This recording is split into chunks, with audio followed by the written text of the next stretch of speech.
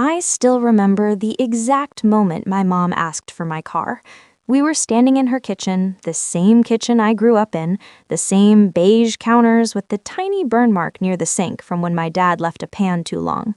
Nothing had changed in that house, except me, and apparently my place in it. She didn't even look at me when she asked. "Hey, honey," she said casually, wiping her hands on a dish towel. "We're thinking of taking your sister and the kids out of town this weekend. Just a little getaway. Would you mind if we borrowed your car?" Borrowed. The word hung there, light and harmless, like it always did when they asked me for things they never fully gave back. I hesitated, just a second, long enough for my gut to tighten. "My car?" I asked. "For the whole weekend?" My mom finally turned toward me, smiling in that soft, practiced way. "Yours is bigger, more comfortable for the kids, and you don't really go anywhere anyway." There it was, that quiet little jab wrapped in logic. I glanced toward the living room. My sister was sprawled on the couch, scrolling on her phone, her legs stretched out, her kids dumping toy blocks on the floor like gravity didn't apply to them. She didn't look up. She never did when something was being handed to her. "Did you ask her?" I said. My mom waved a hand. "Oh, you know your sister doesn't like driving long distances, and your dad hates rentals." I wanted to say no, I really did, but I'd spent my entire life being the easy one, the reasonable one, the one who didn't cause scenes. "Just Friday to Sunday," my mom added quickly. "We'll bring it back first thing Monday morning." Monday morning. I exhaled. "Okay, but please—" "We'll be careful," she interrupted, already reaching for her coffee. "You worry too much." I handed over the keys. I watched my sister finally glance up, smile just a little, and say, "Thanks," like she was thanking the universe, not me. That should have been my first warning. Friday came fast. They picked up the car early, too early. I was still half asleep when I heard the engine start outside my apartment. I stood by the window, barefoot on cold tile, watching my own car pull away like it belonged to someone else. I told myself it was fine. It was just a weekend. Families share things. This was normal. But something felt off.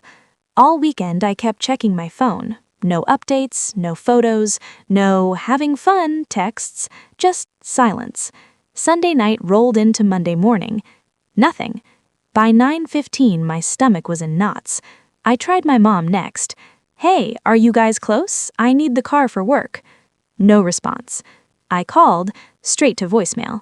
By 9:15 my stomach was in knots. I tried my sister next. She answered on the third ring, her voice cheerful, too cheerful. "Oh hey," she said casually. "What's up?" "Where's my car?" I asked. There was a pause, not long, but noticeable. "Oh, yeah, about that." My grip tightened on the phone. "What do you mean, about that?" She sighed like I was inconveniencing her. "Did your mom tell you?" A cold wave crept up my spine. "Tell me what?" Another pause. "We're still out of town," she said. "The kids wanted to stay longer. Dad said it'd be fine." I stared at the wall, my heartbeat thudding in my ears. "It's Monday. You said Monday morning." "Well, yeah, but things change," she replied lightly. "Can't you just Uber or something?" Something snapped in me, quietly, cleanly. "No," I said. "I can't. I need my car." She scoffed. "It's just a car." "Just a car." "Where are you?" I asked. She hesitated again. And that's when I knew, really knew, this wasn't just a delay. Something was wrong. "Send me your location," I said. She laughed nervously. "Why?" "Because it's my car," I said slowly, "and I want to know where it is." "I don't think that's necessary," she replied. My chest felt tight now. "Put Mom on." "She's busy." "Put Mom on." The line went quiet. Then it disconnected. I stood there, phone pressed to my ear, staring at nothing, realizing I didn't even know where my own car was. And for the first time in my life, the thought hit me hard and ugly. They didn't borrow my car. They took it. I stood there for a long time after the call dropped, phone still in my hand.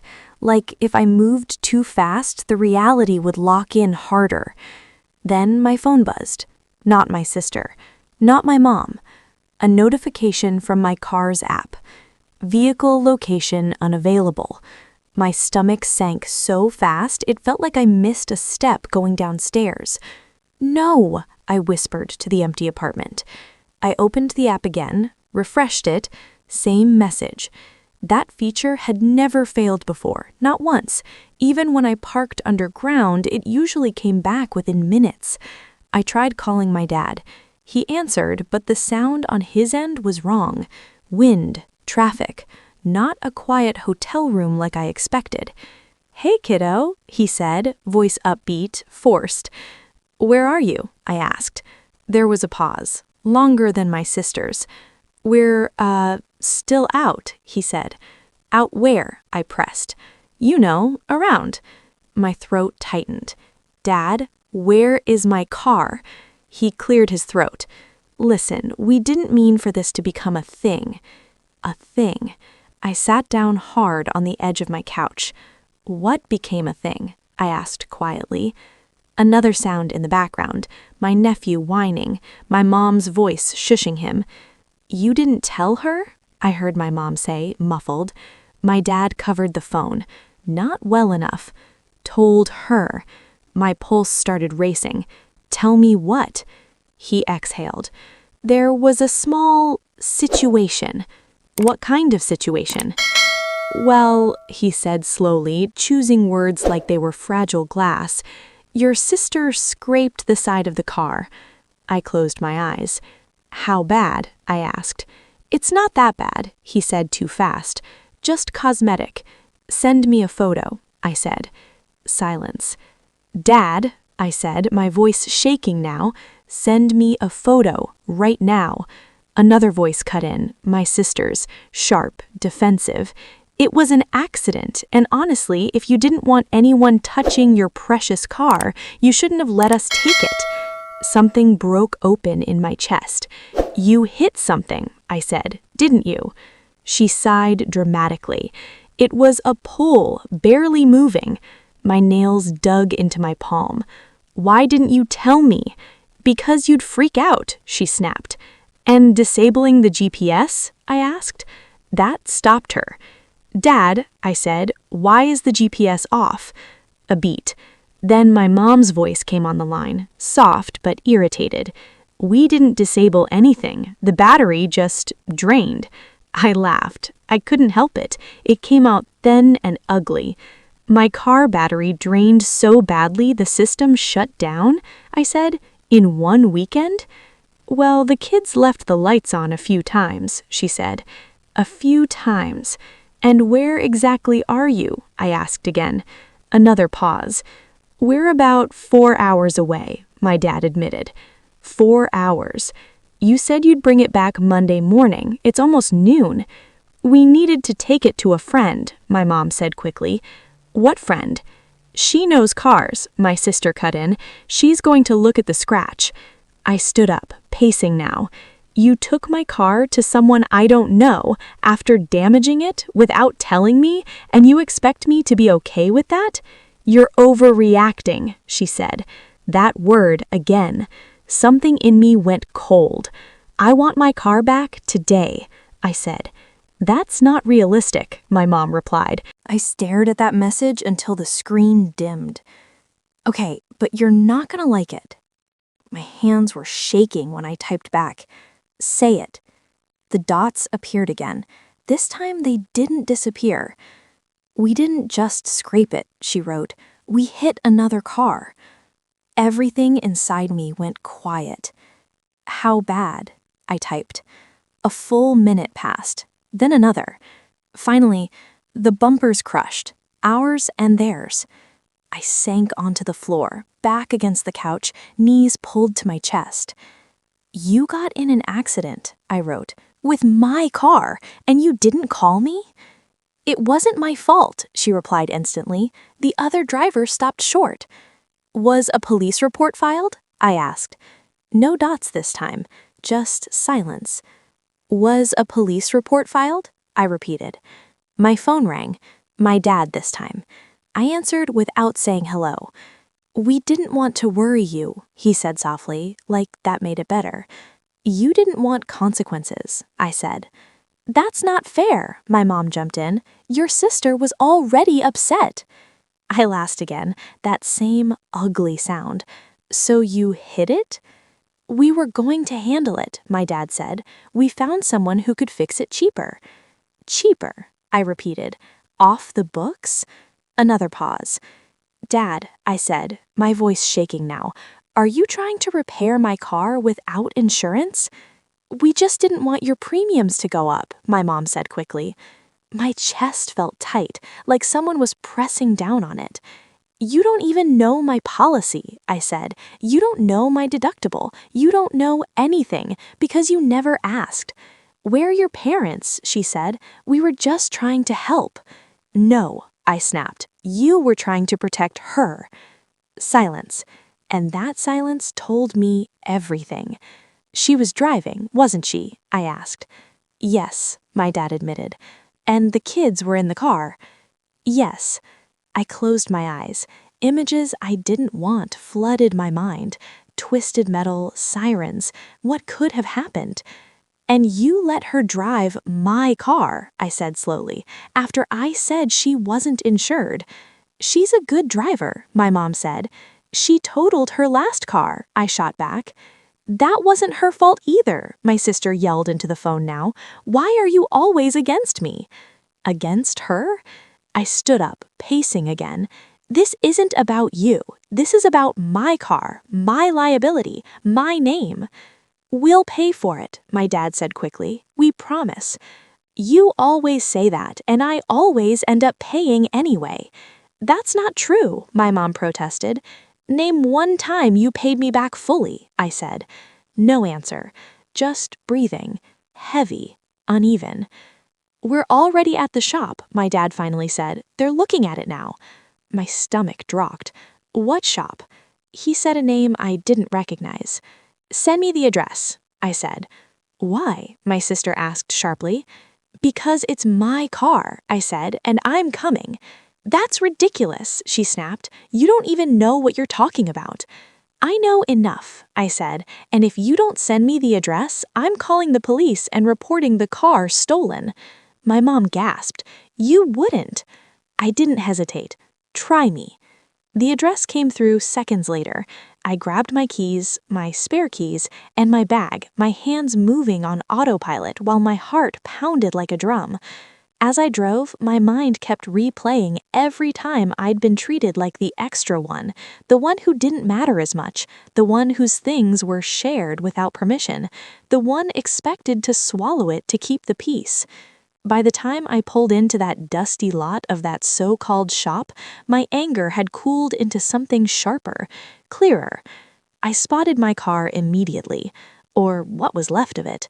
The rear bumper was caved in, paint scraped clean off, the tire completely flat, and standing beside it, laughing like this was just another inconvenience, was my sister. When she saw me, her smile dropped. "You weren't supposed to come," she said. I stepped out of my car, the heat rising off the asphalt, my chest tight but my voice calm. "You were never supposed to take it," I said. She crossed her arms. "You're being dramatic." I walked past her straight to my car, running my hand over the damage. It was worse up close. Way worse. A man in greasy coveralls approached me. "You the owner?" he asked. "Yes," I said. My sister jumped in. "No, she's—" "You're the owner," I repeated, louder this time. He nodded. "Good, because whoever brought it in didn't tell us everything." My head snapped up. "What do you mean?" He looked at my sister, then back at me. "There's frame damage." My breath caught. "That's not possible," my sister said quickly. "It was a minor hit." The mechanic shook his head. "Not minor." I felt dizzy. "Can you fix it?" I asked. He hesitated. "We can try, but honestly, insurance should be involved." My sister spun toward me. "No, absolutely not." I turned to her slowly. "You don't get to decide that." My dad stepped forward, hands raised. "Let's all calm down." "No," I said. I've been calm my whole life. This ends now." My sister's eyes narrowed. "So what, you're going to ruin me over a car?" I looked at her, really looked at her. "You already ruined it," I said. "I'm just done covering for you." She opened her mouth to argue, and that's when the mechanic added quietly, "Also, the other driver came by earlier." My heart slammed. "What?" "He was looking for the insurance info," he said. "The police are getting involved." Every face around me went pale, and in that moment, standing there beside my wrecked car, I realized this wasn't just about a weekend anymore. This was about to blow up everything they'd been hiding, and I wasn't going to save them this time. The air felt thick after he said that. The police are getting involved. Those words just hung there, heavy and unavoidable. My mom grabbed my arm like she could still stop this. "We can explain it. We'll handle it." I gently pulled away.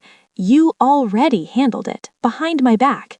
My sister's face shifted, panic finally cracking through the entitlement. "You're really going to do this to me?" I looked at her, and for a split second, I almost felt sorry. Almost. Then I remembered every birthday where my name was an afterthought, every favor I was expected to give without question, every time my things were treated like community property because I was the responsible one. "You're not doing anything to me," I said quietly. "I'm just not lying anymore." The mechanic cleared his throat. "I'll need the owner's insurance information." I handed him my card. My hands were steady now. That scared me a little. My dad exhaled like something inside him finally gave up. "We just wanted one nice weekend for her and the kids." "And you took it from me," I said, "like you always do." Sirens echoed somewhere far off.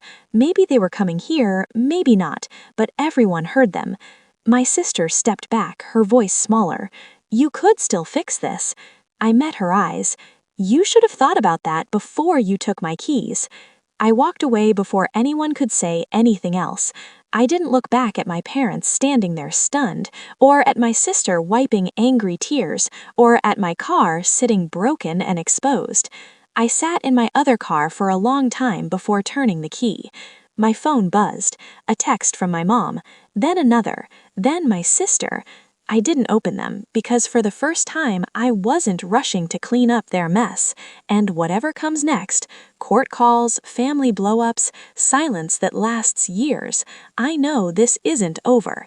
It's just finally out in the open, and they have no idea how much that's going to cost them.